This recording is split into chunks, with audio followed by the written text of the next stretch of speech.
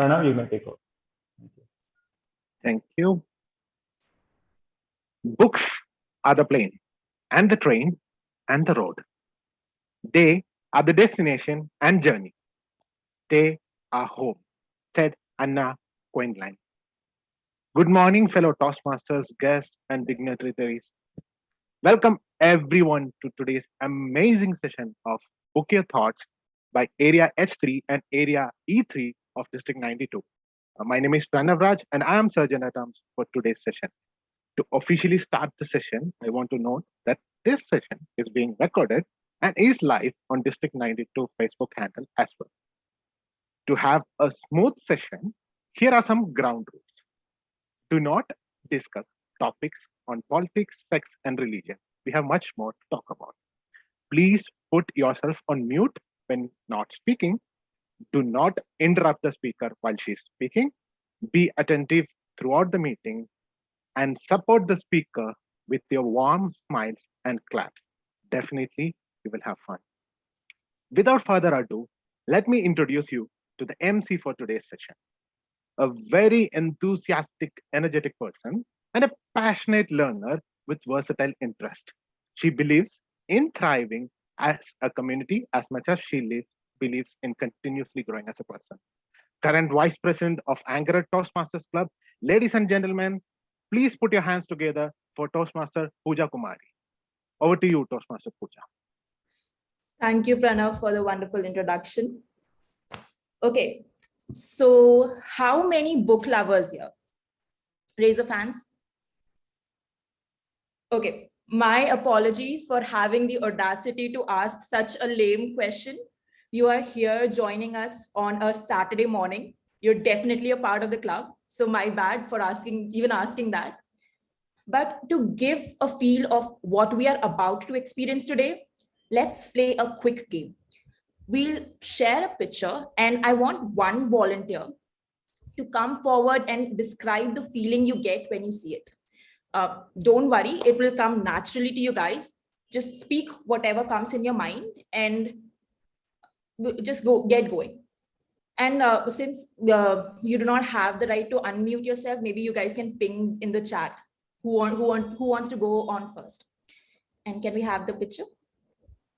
Yeah, Pooja, I need sharing access. So, Maruti.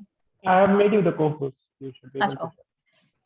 Let me share my screen. And currently, everybody is allowed to unmute, so you can also unmute and talk. Oh, awesome. So, Yashika will be sharing one picture with you, and I want people to come forward and describe how you feel when you look at that picture. It's very easy because I know you guys love reading books. So let's see what you have to say. The next one, Yashika. Awesome. Yes, this one. Volunteers.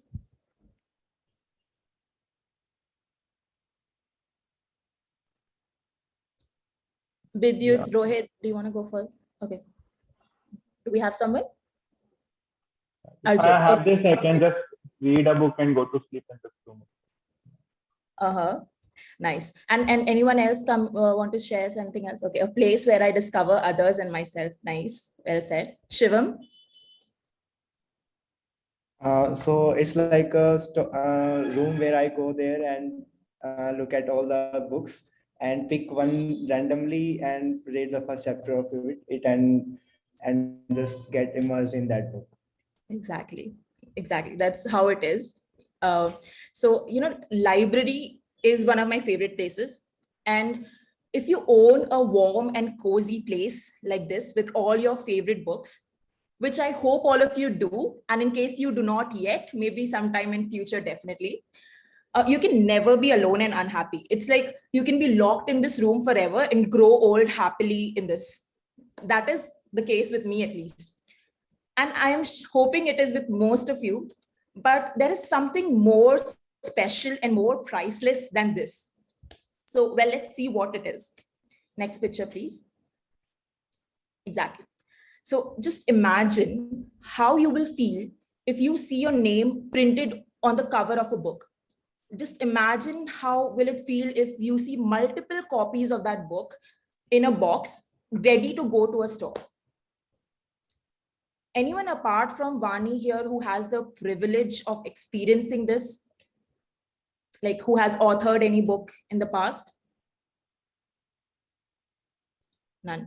Okay, so since we do not have any other authors, and I know Vani, you have to speak for another 45 minutes, but again, in 1 or 2 lines, can you just describe that feeling that you had when you published, when you saw your first book with your name, with your name as an author on that book?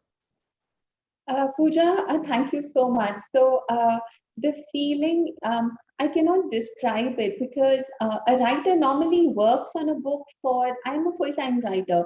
So but when my first book came out, I had already been working on that book for a long time. And when you actually see it like in it, like a physical copy, a paperback in your hands, it's like out of this world. It's almost like, you know, when as a woman, or even I've heard even men saying that, some of my writers who are males, and it's a feeling like, you know, you've been nurturing that baby in your womb for a while, and you know, for 9 months or whatever, and when you finally see the physical output, it's like, what, you don't know whether to thank God or what to do with, you know, you feel like it's a feeling that you cannot describe. And I was smelling the paper, I was trying to see, oh my God, you know, what I was trying to touch it again and again. It's a different feeling altogether. So I haven't published any book yet, but I can imagine, and just imagining also gives me a lot of pleasure. Like if I just imagine that book has my name and it's my book, it's just out of the world feeling. So I totally get you. And I honestly, I have thought multiple times of writing my own book. I know what I want to write about as well, but I always put it aside for various other tasks that obviously shouldn't be.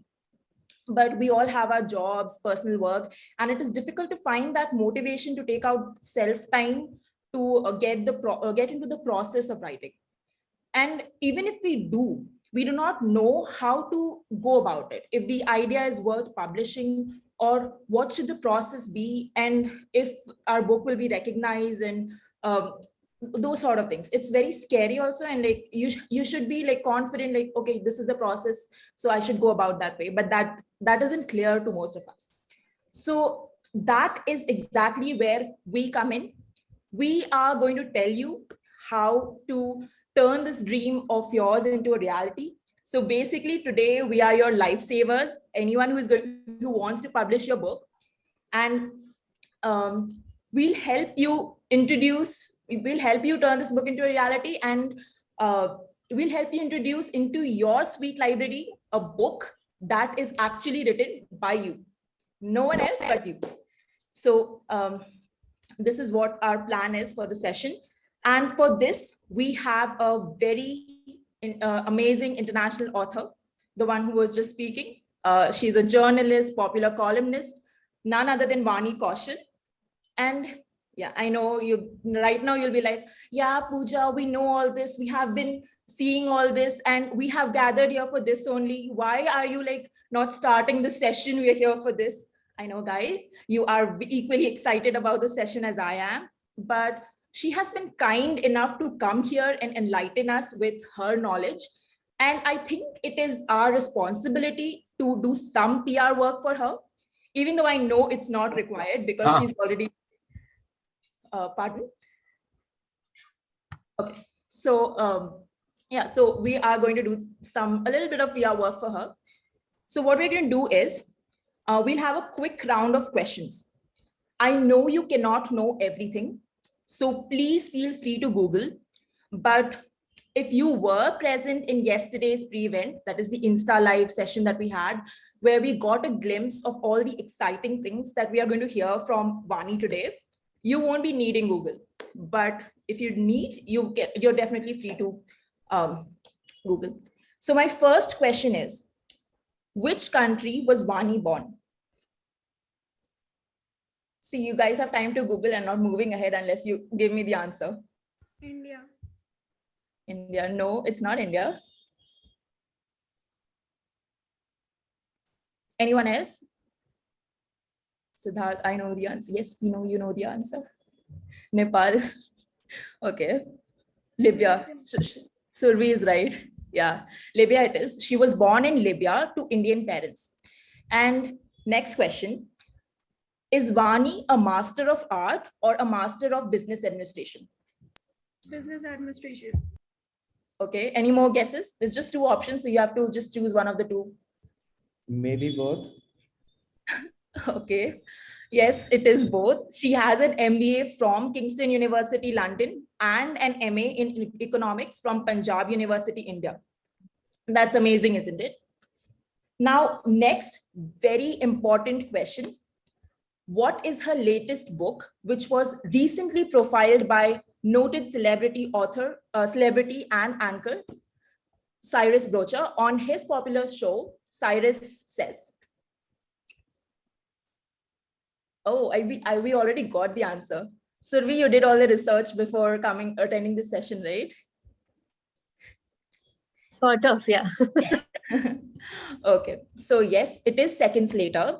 In this book, she explores the other side of fame, and this is a romantic thriller. So those who love this genre, you guys know this is the book to grab if you haven't read it.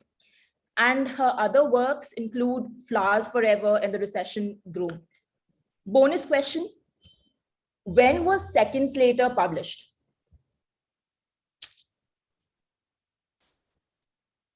Google if you do not know. When was Seconds Later? December 2021. Arjit, yes, you're right. It is 1st December 2021. Okay, so well, I did read about Vani to know a bit about her, but how she plunged into the world of fictional writing, how she reached to a place where she has been profiled by multiple renowned international media houses, and how she feels about her novel steadily climbing up the charts is what I'd like to hear from her. Of course, in addition to how to book our thoughts, which is primarily why we are gathered here. And I definitely am looking forward to publish someday. Therefore, really excited to take back from whatever she is going to share. And I'm sure you are too. So let's welcome with a round of applause our speaker for today, Vani Kaushal. Vani, over to you. Thank you so much, Pooja. That was brilliant. Thank you so much. I want to begin by thanking the Toastmaster community and specifically District 92, Area H3 and Area E3, and Siddharth and Yashika and you. And yesterday I was talking to Soumya for putting this whole thing together, and Pranav as well, and Maruti as well for the back-end support. Thank you so much. It's an honor to be here and to be talking to you all about books, which is something I'm truly passionate about. And it's sort of it's something that's more delightful because I have my own defects in the area of public speaking, and let me tell you something from my past. So Toastmasters is all about, it trains people for public speaking and communication and all that. Where I was a complete failure when I was in my school, I was very fond of public speaking, and I would try and participate or give my names whenever there was an opportunity to debate or, those declamation contests and all. And I can tell you 11 times I was on the stage in my school and I forgot my complete speech. 11 times this happened. And the 12th time, my teacher looked at me and she was like, Vani, maybe you're not meant for this. Maybe, we'll look for something else, on the back end side, and maybe you could do something. So the thing is, this has been a long journey for me, and now to be welcomed so warmly and so lovingly by an organization which is all about public speaking, you cannot imagine my joy. And secondly, why this is also special for me is because I'll be talking about books. So again, number one, I'm very passionate about books. I have to be because I write books, but also because, again, I have had my defects in that area as well. And I've had to work very hard to overcome my defects. Primarily, I have been rejected a lot, like in the initial years, and which is a part of the process. But I can tell you, sitting here today, that nobody has been rejected so much as I was. So my first manuscript, you were talking about my first manuscript, I had this dream of becoming an international writer with start from my first book. So when you were young and you don't know about, how things work, I sent out my manuscript to all the publishers across the world. And what happened was I got some 2,000 plus rejections for it. So and then also, what is life all about, and especially things you're especially passionate about, is you keep going despite the rejections, despite the obstacles and all the limitations and all. So to now come here in this present moment and talk to you about number one, that was my first effect, like I told you, about books. The second thing that I was pretty much, I got a lot of rejections, is just so amazing. And I really want to thank you for giving me this opportunity to talk to you all. And thank you for that wonderful introduction, Pooja. Yes, I'll tell you a bit about my journey. And before we come down to the main topic of this Toastmasters, if I go overboard, please kindly let me know, because I do tend to speak a lot. And before we came to this session, I happened to talk to my brother in California yesterday, and he was a member of Toastmasters. So he told me, he said, Vani Didi, don't keep rambling on, just be short and specific. So with his instructions, and I was trying to think whether, I didn't know, I wasn't sure whether he was trying to encourage me or discourage me. So that sort of happens a lot when you have a kid brother. But I can just say that he wasn't at least trying to be too nasty. And he said, keep things to the point, because Toastmasters like to keep things to the point. And I have been told by the organizers that there is going to be a timer button that's going to show me, like, well, if I go overboard. So yeah, so if that happens, please do not please feel free to just cut the thing down. Telling you a bit about myself. Yes, I was born to Indian parents in Libya. My parents were working there at the time. And then somehow they felt that the education system over there was not very supportive of the sort of education Asian parents dream about for their kids. So we came to Chandigarh. It's a bustling city, a lot of educational institutions over here. And I started, growing up, I never thought I could write books. I used to love stories, but it's like, I don't know how you all landed in the jobs you are in, but I knew very well that I couldn't be an engineer because I hated mathematics and physics. And I absolutely hated sciences. I cannot tolerate the sight of blood. It makes me throw up. So I knew I could not be a doctor or an engineer. So that sort of left me with the option to pursue humanities. And I thought, why not? My parents were like, if you score well, you could probably sit for IS exam and all. But then to my mind, I was like, maybe that will not be a good idea, because you have lakhs of students in India who appear for those exams. And I knew, for one thing, I wasn't cut out for that, to be very honest. Every kid knows what you're cut out for. And I was like, I cannot do that. So anyhow, what the good thing that happened with me is, I took up a course in economics. I have like you rightly said, I have an MA in economics from Punjab University, and then I worked here for a couple of years as a business journalist at Financial Express and the Times of India. And then I thought creatively, I was stagnating a bit. So I thought, why not do something more with myself? So I went for an MBA degree to Kingston University in London. And it was there that the writing bug really nicely bit me.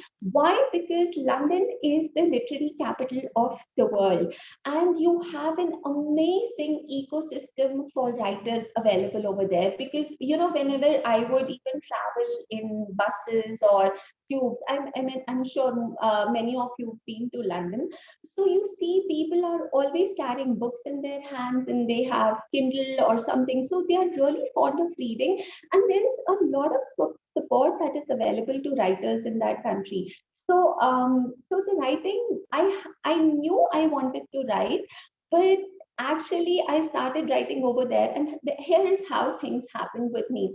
When I went to London, I had these fluffy thoughts that I would probably find a very good job, the Deloittes and the PricewaterhouseCoopers and all those big companies of the world would want me to work for them. And, I had these fluffy ideas, but the time I went over there was 2008, when global recession had just stuck, the economies, the world over were down. And guess what happened? For a year and a half, I couldn't find a job anywhere. And that's when the idea came to me that, why I should write a novel about it. And then I have these Punjabi roots. My father happens to be a Punjabi. And so I thought, why not write a romantic comedy? So my first book was a romantic comedy, and it was called Recession Groom. And from there, my journey started. And you were asking me how the feeling was to hold that book. It was out of this world. It is something that I cannot describe. But after that, this journey has continued. I was approached on Twitter a couple of years ago by an Armenian American painter. She is very renowned, and she wanted me to write a book about her paintings. That was Flowers Forever, my second book, and I'm now 3 books old, and this is my latest book, Seconds Later. And I am going to, because this is my most recent milestone on my writing journey, I'm going to make a lot of references to it as we go about the discussion today. So primarily, Book Your Thoughts is about 3 things, and let me focus on them, and then, and then I will open you all. If you have any questions for me, I'm happy to answer them. If I make any mistakes, if I say anything that doesn't make sense, please do point it out, or just forgive me for that, because I just speak like, a very sometimes I don't even think what I'm talking about. So if I make a mistake, just please forgive me. So coming back to the topic that we have, Book Your Thoughts. It's about, number one, it's all about how you can write books. Yes, if you have an idea, how you can put it down to paper.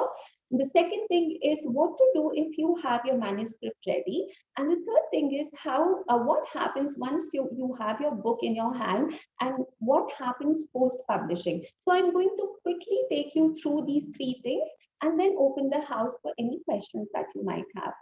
So is that okay? Is that okay? Fair enough? Okay, good.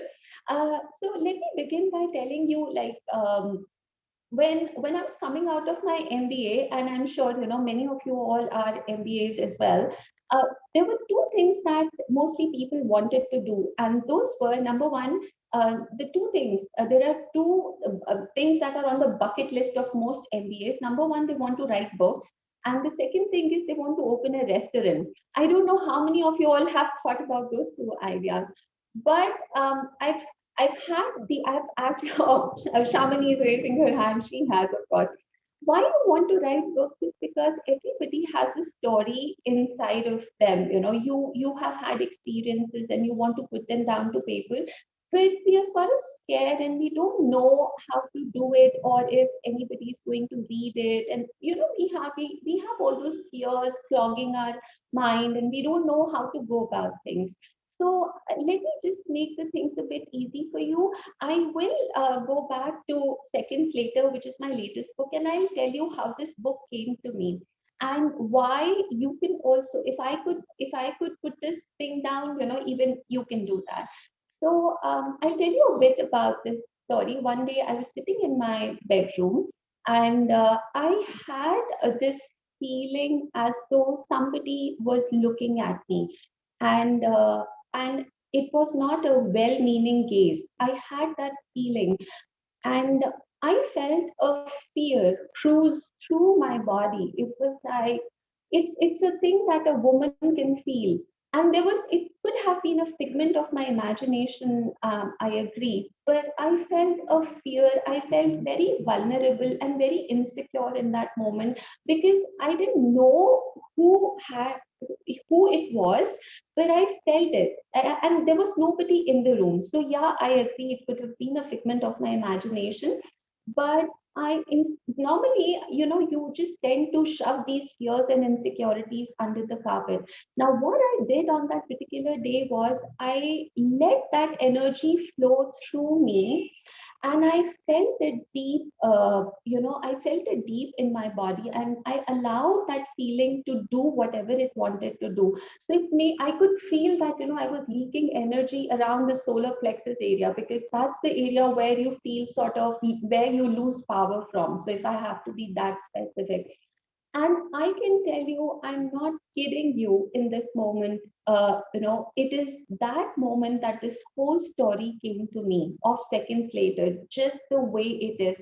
For people who have read the book, they know. I thought, if I am feeling so vulnerable, what if this happened to a young girl? And let's say if it happened to a celebrity who did not even know who was looking at her, or who had his or her eyes on her, somebody who was very vulnerable and in a position where everybody can see you, but you can't see them. And that's how the whole story came to me. Like, what would she do? How would she protect herself? And what would happen to her? So that's what, Pooja, you were just saying, telling everybody that in seconds later, I explore the other side of fame.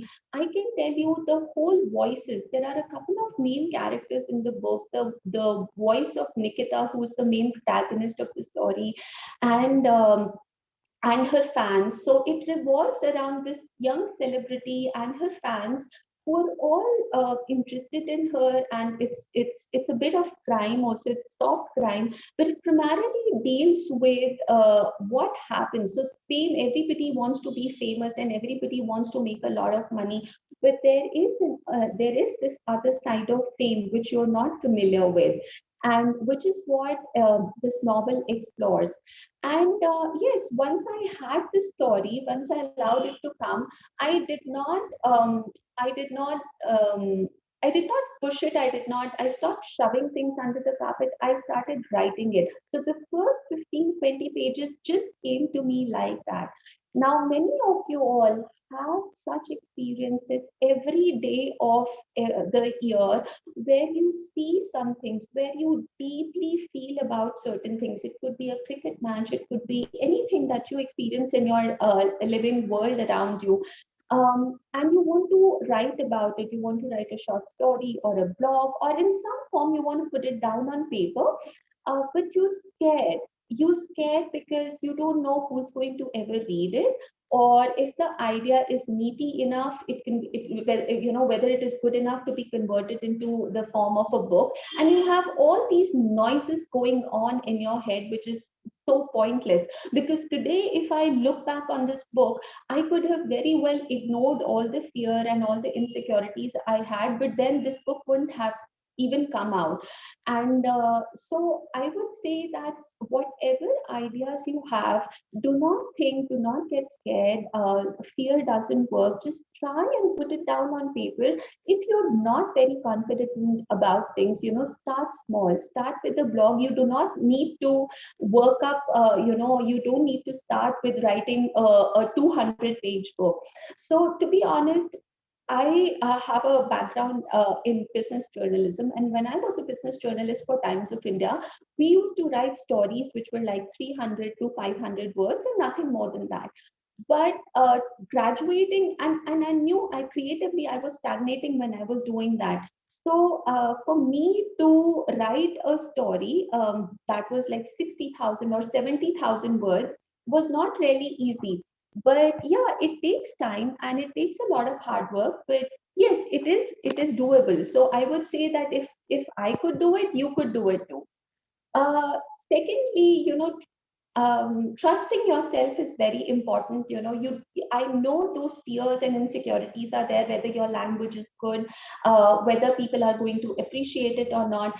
I would say, as far as the creative energy is concerned, it's a very pure energy. You have to sort of get your mind clear of all the fluff, of all the fear, insecurities, and money and fame, anything that goes on in your head. Just get your head clear of all of it, and then that creative energy flows from above. So this is something I'm telling you, which I also did not know when I started writing. I thought, writers think about everything.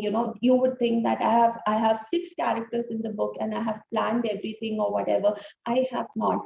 Basically, your body becomes a channel and it starts receiving that creative energy, and then it just flows and flows. And once you've finished whatever you wanted to write, then of course, the revision and the you can start revising, and you can see whether it is good enough, whether anybody is interested or whatever.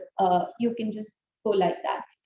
So yeah, that was my journey of Seconds Later, and how I came to write it, and the way you can also channelize all the ideas in your brain and you can write them as well. So basically, there are 2 ways in which you can go about writing. Number one, you can write from your experiences, whatever you experience in your daily life. The second way to write books is you can write from your imagination. You can do both. And whatever flies your kite and whatever floats your boat, basically. So, or you can write non-fiction as well. So if you're a professional, let's say Pooja, you are an IT professional, and you want to write a book about maybe some language, computer language, of course you can do that. And yeah, once you get down to it, you just get down to it. It's hard work, but maybe, you're all working professionals. I don't know how many of you all really have the time and the energy to sit every day and finish whatever text you're writing, but it is doable and it is hard work. And I know many professionals who are wanting to write books and are writing books these days. So that sort of covers up the first part of this, how to get your ideas down. People ask me about language. So yes, you don't need, so when I started writing books, even I was very conscious about my language, because I was a business journalist. I was more familiar with the language that common people understood. And let me tell you that that's how I write books, and that's how is the best way to write books. If there's a word like said, you have to use it just the way it is. You cannot change it to exclaimed, and just keep your vocabulary very simple. And as far as language is concerned, it can be polished, grammar rules can be learned.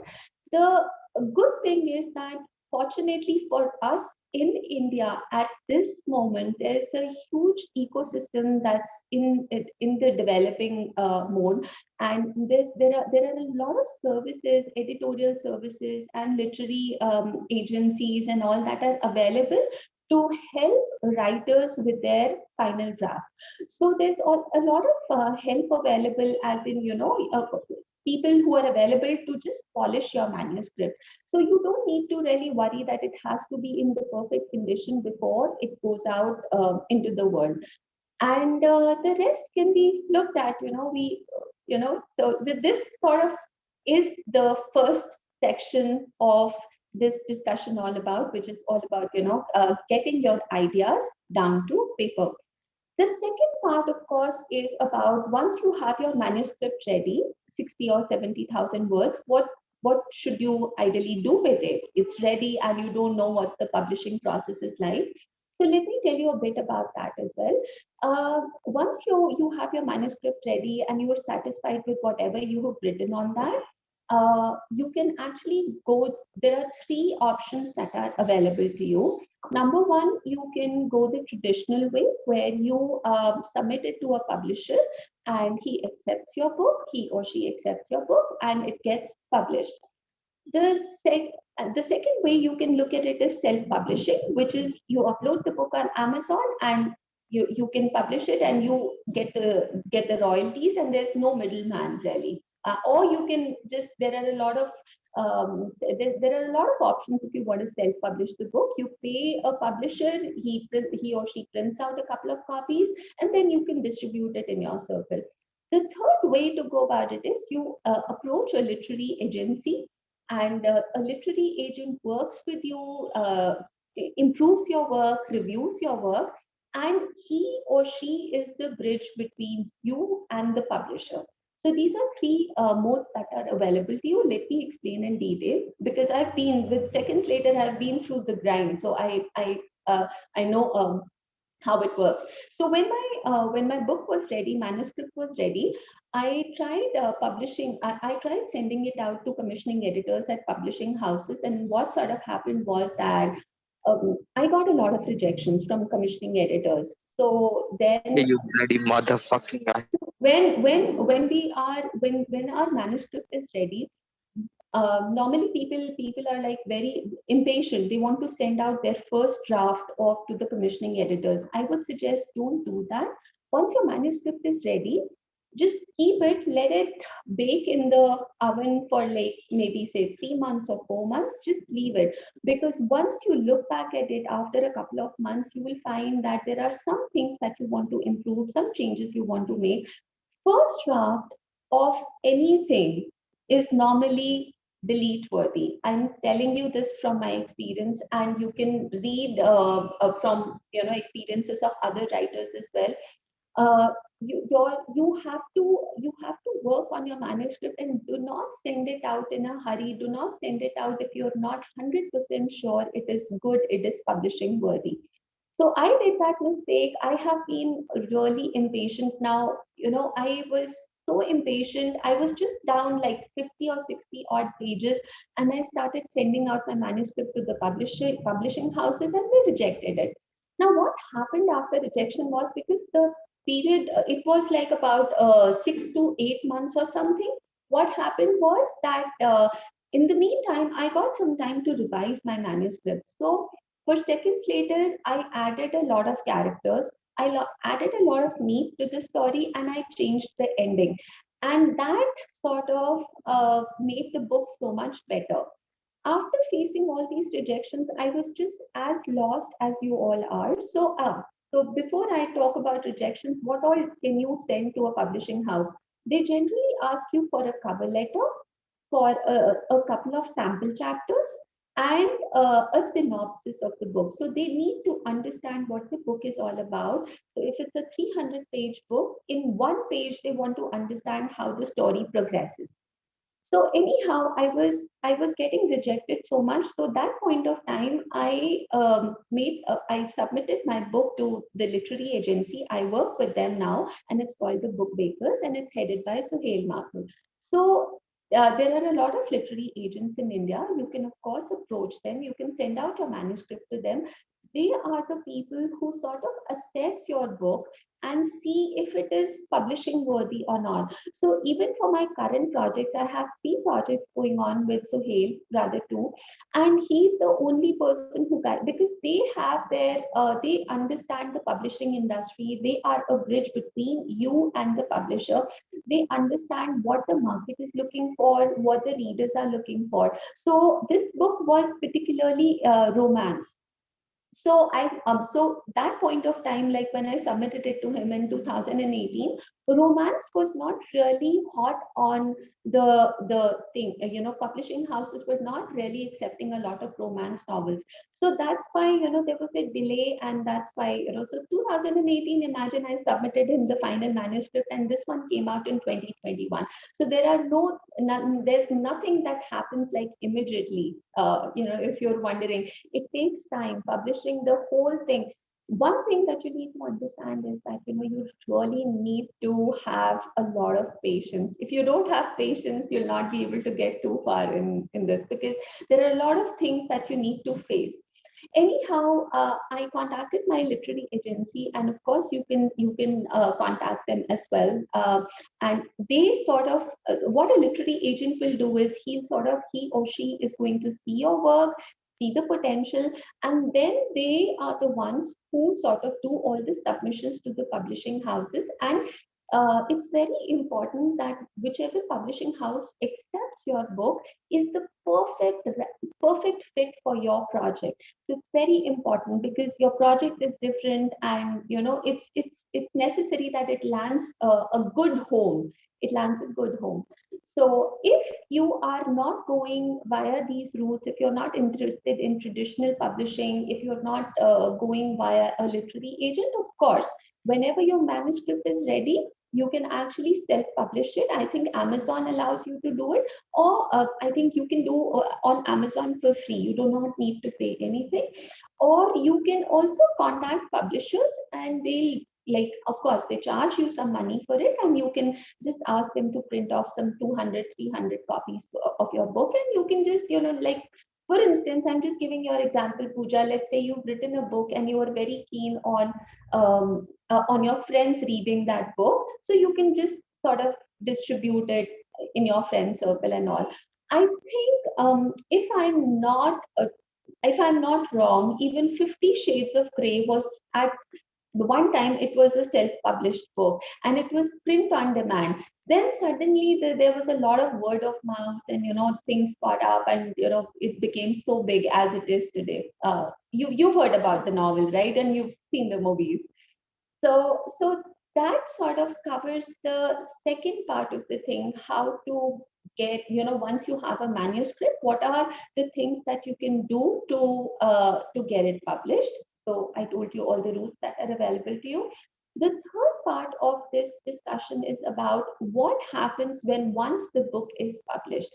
So I can tell you the thing that many authors believe that once the book is out, you really don't need to do anything about it, and it will just sell through word of mouth.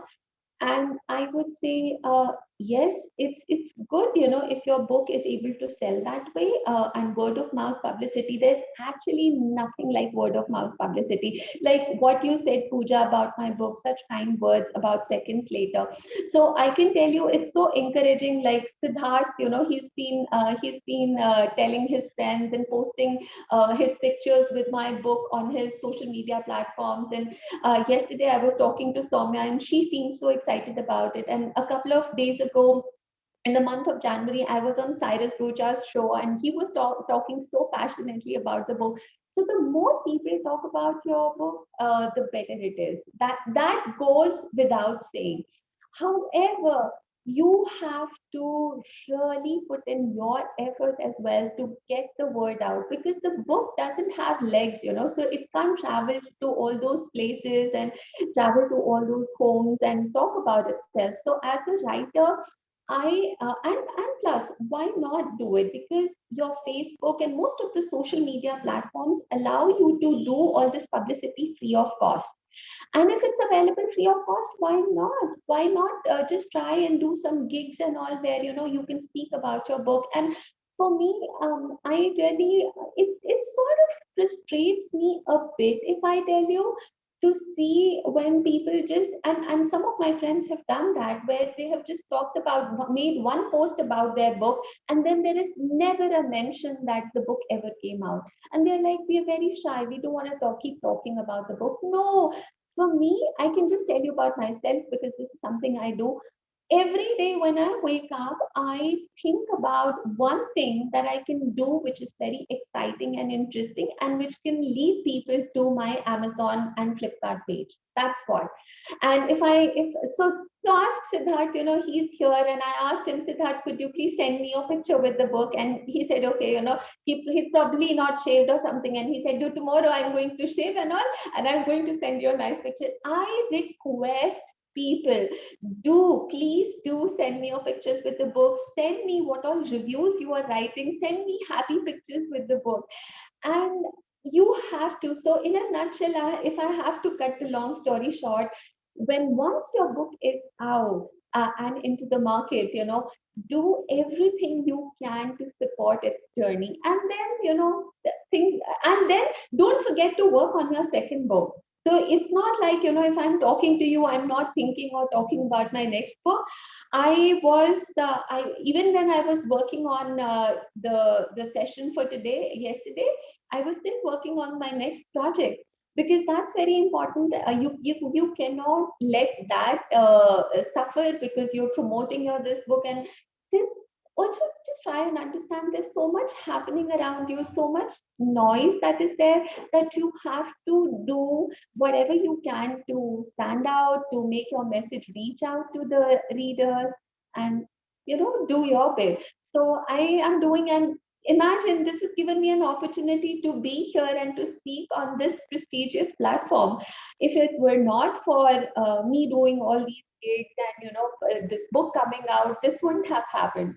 So this is how the whole process works, how to get your ideas down on paper, what to do when once you have your finished manuscript, and then post publishing, what all you can do to market your book, be active. So I can tell you this, Pooja, that when my first book came out, that was a couple of years ago in 2014, I remember crying my eyes out one day because I was not on LinkedIn. We never had Instagram that time. There was no Facebook.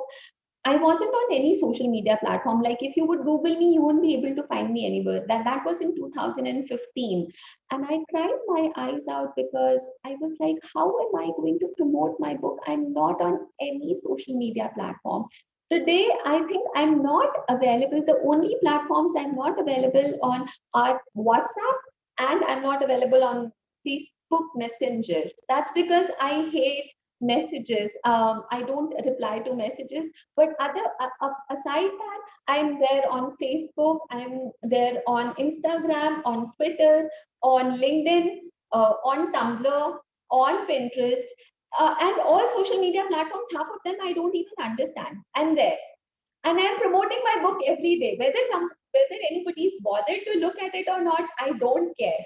And every other day, I'm like, okay, let's do a Facebook Live. Like yesterday, there's a cousin of mine who's come out with a single of his own, and it's like millions of reviews, millions of views on YouTube. And I said, bro, let's do an Insta Live. So it's always exciting for me to reach out to new people via these collaborations and anything that gives me an opportunity to talk about my book. And even though it is difficult, you have to do it. And you are all Toastmasters. I assume you love talking and you love reaching out to people. So all the more reason for you to just talk about your book. So that sort of encapsulates the whole thing about writing and publishing and post-publishing a book. I don't know how much time I have taken, but yeah, and this is all I had to say. If you have any questions, and if you have enjoyed the session, if you have any questions, please do feel free to ask me. And somebody will have to ask me, otherwise, if you want, I'll be lost on the chat if I start looking at the chat. Yeah, I'll do that for you, Vani. And thank you for sharing sharing how to go about the publishing and all the other things that you've shared about your experience. That was definitely helpful. And now I'd request those who have any questions, please put it in the chat. Or you can ping it to me personally, or like you could put it on the group chat also. And I think message is coming in, but I was so busy talking, I just didn't bother to see anything. It's good you didn't bother, but I'll tell you. So the first question is, do you think writing self-help books are easier than fictional or rom-com ones? I would say writing. So I have written both. I've written fiction and I've written non-fiction. I would say the challenge is equal, but it's equally exciting. So fiction actually demands you to stretch your imagination in all directions possible, because it's all coming from your imagination and all your ideas and all.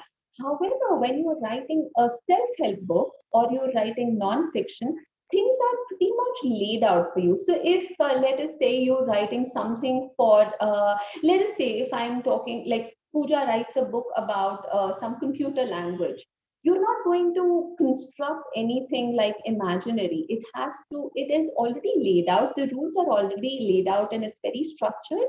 And then you go about writing it. However, I'm not trying to say that writing nonfiction is easier. trust me, my current book is self-help book for women. So the book I'm working on these days, and it's taking all of me. I started working on it when the pandemic started, and I'm just 50 pages down. It's just 12,000 words till now. And every day when I sit in front of my laptop doesn't care I'm Vani Kaushal or who I am, and it doesn't bother. And it makes me struggle and it makes me sweat. So writing fiction and non-fiction is equally challenging. But yeah, fiction requires you to stretch your imagination. Non-fiction that way, it's pretty much structured. So, but ideation you require for both. Yeah, you need to get your ideas down and think like how to make the book more interesting and all. Okay, yeah, that's true. So there's another question from Akshay. So Akshay asks, most common question you'll ever get as an author is, how do we get over writer's block? Might not be for books, even for speeches and presentations. And this is very relevant to Toastmasters because people have to give their speeches for the different levels and different projects. So that is one question I think all the Toastmasters would also love to hear from you, the answer. As far as writer's block is concerned, I'll give you two perspectives to it, because this is something that is real. The one thing that writers or as human beings we tend to do is we are very critical of ourselves, and we try to analyze ourselves. Like we become very conscious. We are like, how are people going to perceive us?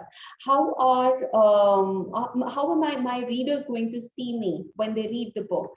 And I think that sort of causes that blockage where your energy doesn't flow. So I think stop looking at your work, at your speech, or whatever creative project you're involved in. Stop looking at it with the eye of a surgeon. Do not be very critical of yourself and let that energy flow. And once you get into that flow, I think you will never have a problem of a block or any. You won't face, we can call it psychic stoppage, where you stop thinking and you forget your speech or you forget what you want to write and all. So the best way to stop it is stop being critical of yourself and don't get too conscious. Don't look at yourself with the eye of a surgeon. You are what you are, maybe not the best, but second best, who cares? Actually, that's a good point. Like, you should let your thoughts flow and not be critical. That's a good point there. I can tell you, Pooja, today I honestly I have spoken without any preparation. I wanted it to go just impromptu because that's when my energy can flow. And also, I think you have to look at it like, I'm not thinking how you're going to perceive me or how you're going to judge me. For me, it is important if I could serve you. I think that's my purpose. If this lecture helps somebody to put their ideas down on paper, well, good enough. But I'm sure that's not how your Toastmasters operates, because you are there to work on yourself. Here, I'm sitting for a very different motive. It's all about service. So let my work serve you. But it actually helps. Like, even if you prepared a speech and all, and you're if you prepared a speech and in the final time also, like, you just let it flow, you feel more confident and the speech comes out better if you're just letting yourself be, that sort of thing. So we had, I think, Dishant or someone had raised their hand, so I thought I'll ask him first. But is there anyone who wants to unmute and ask the question? I can ask on the similar lines what Vani mentioned. Can you hear me? Yeah, I can hear you. Okay. Yeah, hi, good afternoon, Vani, and good afternoon to everyone else. So, I mean, so the points that you were mentioning, I was like listening to them, those about trying to not be very self-critical or try to not evaluate ourselves too much or be conscious. So these are the traits that our brain, the way we exhibit our behaviors, that it's not out of choice, right? I mean, we tend to exhibit such behaviors of too much self-critical, self-sabotage, or anything which involves analysis way too much. It's out of the past behaviors, or it's very hard to come out of these patterns. because for everyone else, like it's very different. If suppose I'm writing something and I'm not being I'm trying to not be self-critical because someone suggested me to, I might not be able to do because that's how I've been wired through my past childhood or through my college days. So I mean, so I feel like it's not out of choice that we do a lot of things that you mentioned, being self-critical or having a lot of self-consciousness towards certain things. So that's just I wanted to put it out there. No, if I could add, sorry, I didn't get your name. It was Dishant, I think. Dishant, right? Yeah, Dishant. Yes. So, yeah, you're right. I think we are critical because that's how we are raised. And it's something that's, but also try and understand that these are the things that we are actually trying to get past. We are all scared. I'm also scared. Believe me, whenever my book goes out to a person, I'm also equally scared whether that person is going to like it or not. So sometimes, your work might not resonate with people, whatever. Your speech might not resonate with people. Your profession might not resonate with people. Anything that you do might not really, they may not like it. But you have to still get past those fears, and that's what human life is all about, Isn't that so? We are hardwired, but are we not here to dissolve all that hard wiring and all those patterns and limitations and interferences and obstructions? Aren't we there to do that? Yeah, I mean, I second that thought. I totally resonate. That so many times, you have to look. So what might help you is Dishant, right? Yeah, yes. Dishant, what might help you is to look at the journey that other people have made, and trust me, they all face similar challenges. So we've all read the story of J.K. Rowling and how she faced the creative block, and she has been criticized. Everybody who does something, whenever you do something, it is very human to criticize that person. But ultimately, going beyond that fear and insecurity is what you are here for. These things are not the privilege of the heavens, at least I know. So whatever it is, you have to live it here and get past it. Yeah, I mean, I totally understand that. I'm just saying that a lot of us are not very able to, despite the resources, we are not able. See, the reason you're an author, and see, if you put 20 people in one line and out of 20, all of them at some point of their life wanted to write a book, and only 2 made it, and you were one of those 2. So rest 18 had similar resources or maybe similar will or desire to do that, but just because they had some patterns that they never could break out of, so they couldn't make it. That's, I mean, this. Maybe they were not passionate enough, because having faced so many rejections and having made the journey that I have made, I told you at the very beginning of the session that you have to somewhere along, you have to also be you have to have that pagalpan or that passion in you. Otherwise you can't do anything which is out of the box. I think if you're even playing cricket, you will just be there up to a point, and after that you will not be able to sustain it if you're thoroughly passionate about it. So your why are you doing something, has to be very strong, I guess. So for me, it's like, it's not just my bread and butter that I'm writing books. It's everything. It's why I get up every morning. If this were taken away from me, I don't think I would exist. That was okay. So I am also very conscious, but the thing is, it's not like when I'm giving a speech or if I'm taking up a role, I'm not nervous. But what I do is, at least for this session, I would like to pretend that I'm confident, like I am the one that everyone is just here to listen to me and everyone loves me. And just be, sometimes pretending helps. Like if you're scared about something, just pretend and just do it. You do not need to think much about it. Don't think, just do it. Just act instead of thinking a lot. You fake it until you make it. Yeah, it's easier to fool the mind than fool the people. Yes. So we have a lot of questions, so let's move on to the next question. So Shamini asks, how do you choose a title or font cover? And has there been a conflict on what you want versus what literary agents or marketing people want? Yes. So very interesting questions. These are things that you have to be very involved with at each and every point in time. And there is a lot of, so once you've written the book, once the book is there, once the manuscript is there, it's basically, you have to remember that it's a lot of co-creation that happens. There are going to be people who are going to suggest you things, as in, creatively, they're going to have ideas about it. But it's your voice that matters the most. And if you do not have an idea as to how you look at things, then things will be a bit difficult. So for me, whenever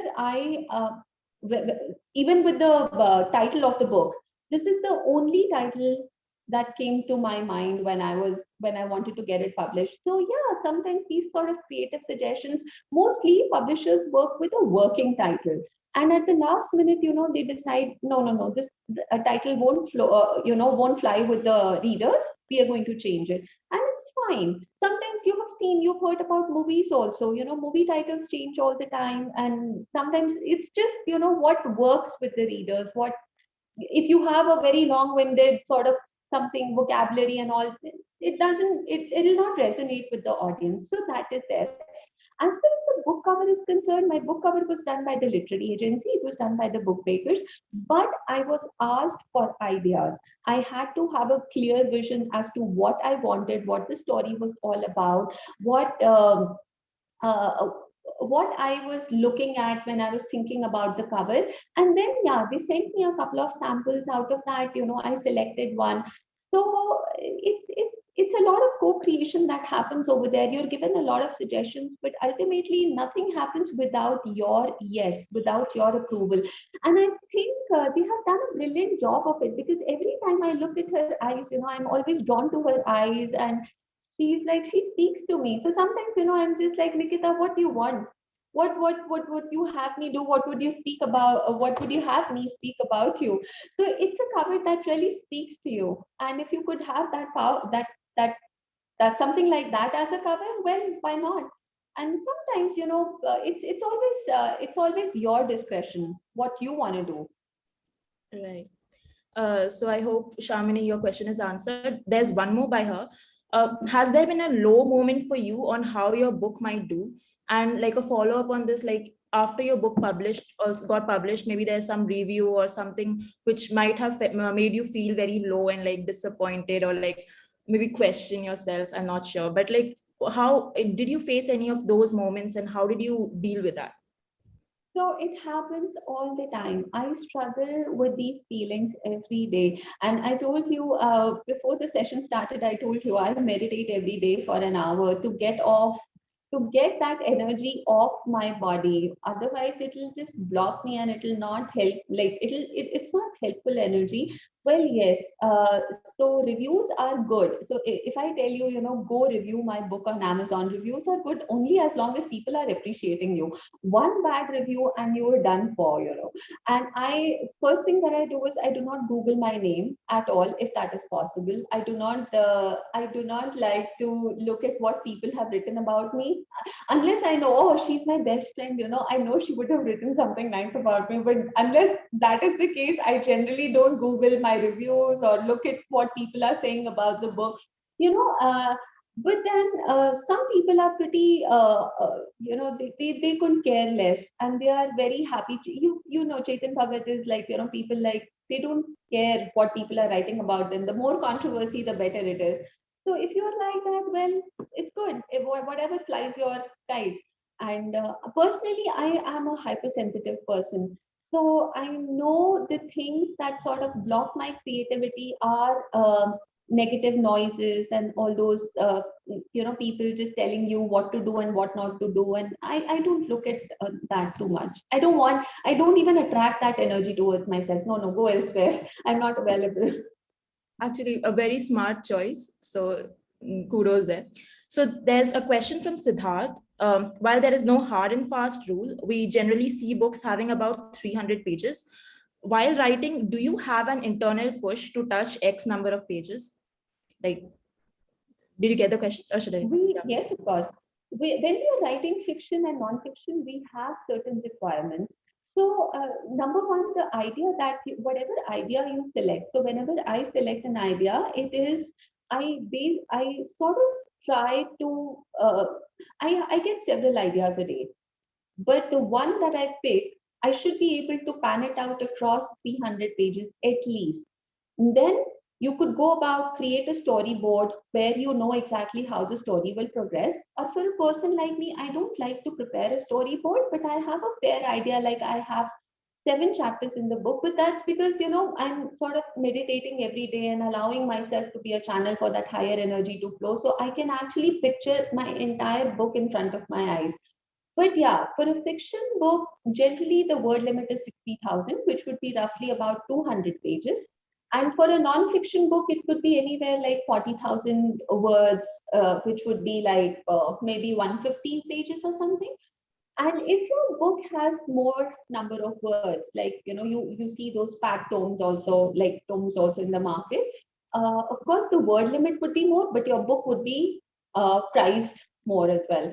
And there are a lot of things when it comes down to actually marketing of the book and the price of the book and what reader will be ready to buy.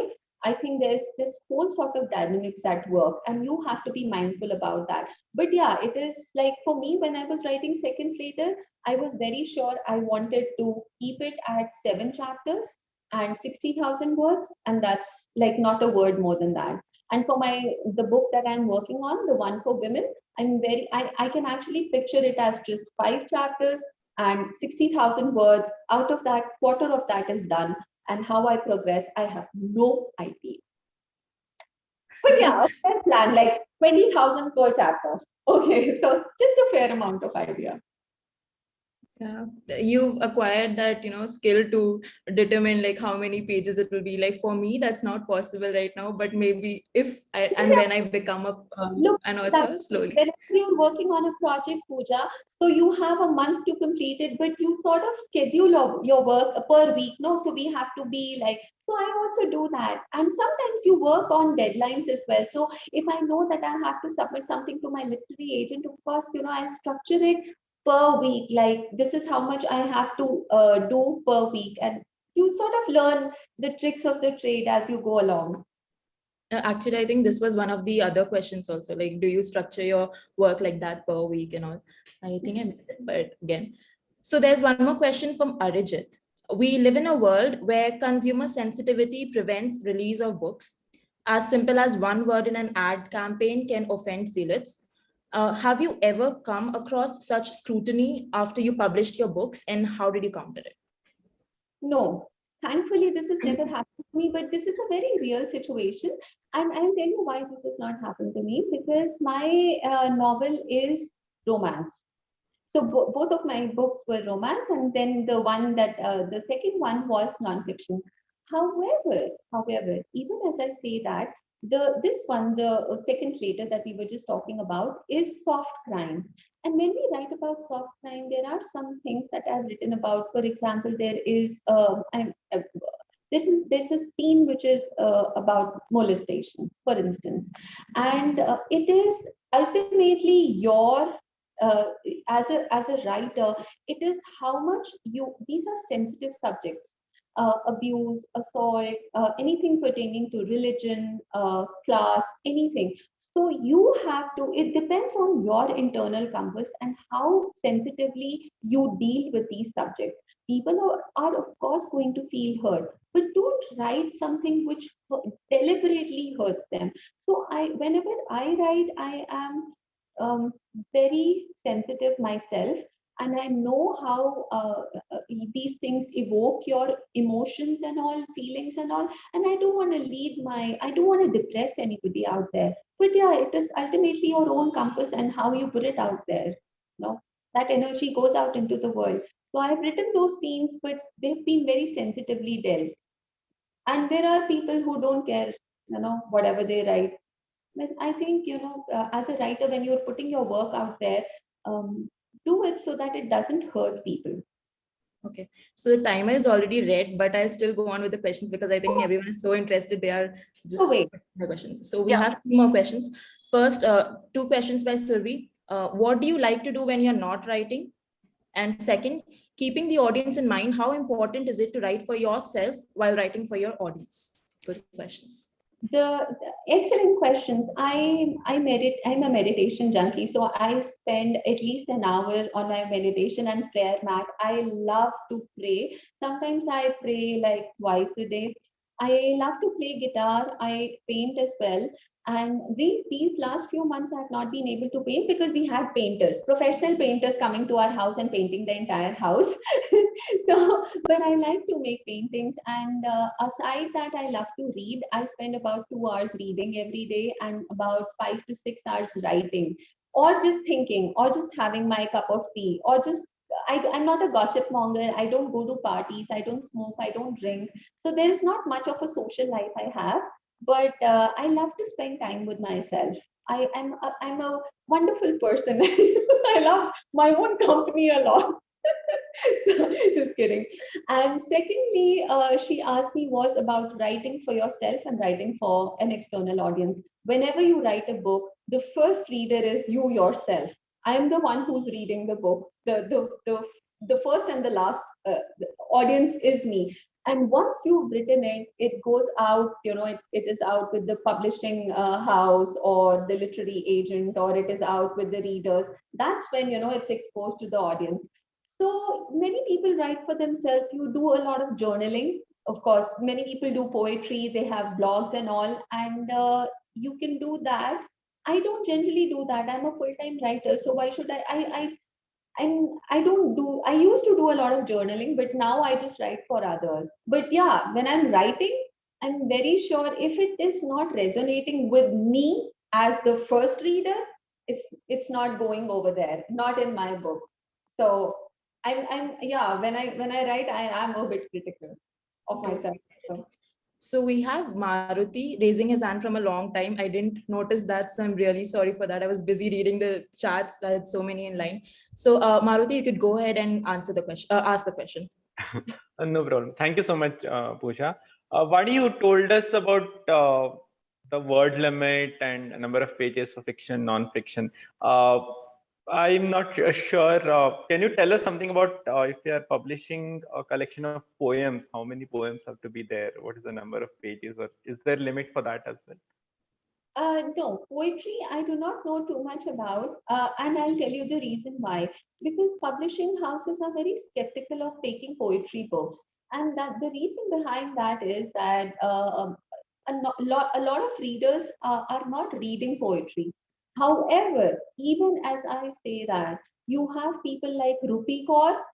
I'm sure you've heard about her, and I was fortunate enough to have interviewed her. Her book landed in the top 10 on New York Times best-selling list, and they were like, she's a feminist writer. Basically, she writes very small poems, and she came out with a beautiful book of poetry. I think it was called Milk and Honey or something of that sort, and she then came out with a second book. So even with her, she had to self-publish the book first, and then it became a rage, and everybody started talking about it. There was a lot of word of mouth publicity, and then the book landed on New York Times best-selling list and all that. So as far as poetry is concerned, I think if you have a collection of it, I think it should be a good big collection, and try putting it down into pages, and try and see how big is it, and then you can probably approach a literary agent, because if you approach a publishing house directly, I don't know how well it will be received. So I really do not know too much as to how many poems you need, but let's say I think 80 pages, 100 pages ka to mujhe pata hai, because Rupi Kaur's book I read and reviewed, so it was about 100 pages or something. So at least अगर लिखते हो तो maybe 50-80 odd poems wouldn't really be a bad idea. Okay. Thank you so much. Because I started writing in the lockdown, and now I'm approaching the number around 200. Oh, you have my blessing. Bless everyone. Bless me also. And my next question, one is India, especially in India, Indian parents that we have, right? So they generally say if you're going into arts like dance or book, have a backup plan. Like if your book doesn't get published, what are you going to do? How are you going to earn your bread and butter? So what are your thoughts on that? There are actually two ways to look at it. I think it is entirely it entirely depends on you and your family situation. If you have bills to pay, because publishing process takes a lot of time. If you have something that can sustain you through that process, well, good enough. But I wouldn't really recommend you to just stop everything in your life and just start writing books, because imagine, I started writing Second Slated in 2017, and it's come out last year on 1st December. So imagine the time it takes you to get something down on paper. And if you don't have any means to cover yourself up financially, if there's no one to cover your back, you might get more frustrated by this whole process. And of course, it might create a lot of impatience. Like, you would want to get your book out, and you would start thinking, okay, the moment this book comes out, it has to make me money, it has to make me a billionaire or a millionaire, and all those sort of trash that we sometimes fill our heads up with. So it's going to get very frustrating and very self-defeating as well. So I would say that you have to somewhere take a call as to how financially well off you are, and whether you can take that thing, like, full time or not. As far as I'm concerned, my parents were of course shocked. I'm in MA in economics and I have an MBA degree, and when I told them I wanted to write full time, of course nobody supported me. And I don't know, I haven't asked them lately whether they still support me or not. I don't care. I'm just doing it. I don't ask anybody for their opinion. Thank you so much. Yeah, so we have a budding screenshotographer with us who wants us to come on camera, and so that we can quickly take a photograph, take a screenshot. But we have one last question with us. So I'm giving everyone else who is not on camera, if you want to take this time to get ready and come back, do that. We have one question from Shamini. So the question reads, a 15-year-old kid of my super boss has a book on Amazon Kindle. Is that so easy than traditional publishing? Does Amazon too have reviewers, literary agents, etc.? No, nothing of that sort. So if let us say Pranav has written a book, he's sitting here, he has written a book, and he knows no publishing houses accepting it or whatever might be the case. He doesn't have the patience to go through that publishing houses thing and waste another couple of months just trying to get the book published. Of course, Amazon allows you to upload the book over there and to start marketing it in your circle. You could of course do that. No, Amazon does not have the reviewers of its own. The only thing that Amazon does for you is that most of the royalties go to you. So when you are going the traditional way, and this is of course something that I didn't touch upon because that would have made the whole discussion very long. Whenever you go the traditional way, where you do not pay a penny to the publisher, the royalty is also going to be a bit less. So when you start out, you cannot hope for yourself to be a millionaire from day one. It grows and it grows. While when you go the self-publishing way, for instance, through Amazon, I'm not talking about the other paperback option that you also have in self-publishing, where you pay a publisher and you get some copies published from them. But if you upload your book on Amazon, which is what your boss's son might have done, Amazon pays you 70% of the money. So let's say the book is priced at $1 or it is priced at 100 rupees, you will get 70 or 60% of it. But it is your responsibility to market and sell the book, and to have the book cover and to get the noise out and to get the reviewers out and all that. While in my case, because I went the traditional way, I'm really not bothered about the retail part of it, where all my publisher is making the book available or not. I tell them, of course, that make the book available at airport stores, and you have the crossword stores and all the stores. But ultimately, it's really not my headache. My headache is to market the book, to get the message out, and to contact people. And yeah, so I want to really tell you all, please do review the book if you read it. Do not forget to leave me a nice review on Amazon and Flipkart. Yeah, so it's entirely, it's entirely the author's responsibility. And whether you do it on like through self-publishing or you take the traditional way. And yeah, Amazon does not have any way to correct your spelling mistakes and all. They will not do it. They will just ask you upload whatever trash you've written, upload it. Okay. So I think Shamini, your question is answered, and it was a helpful question for all of us actually. So the screenshotographer, that's the new term I learned today, is Siddharth Shah.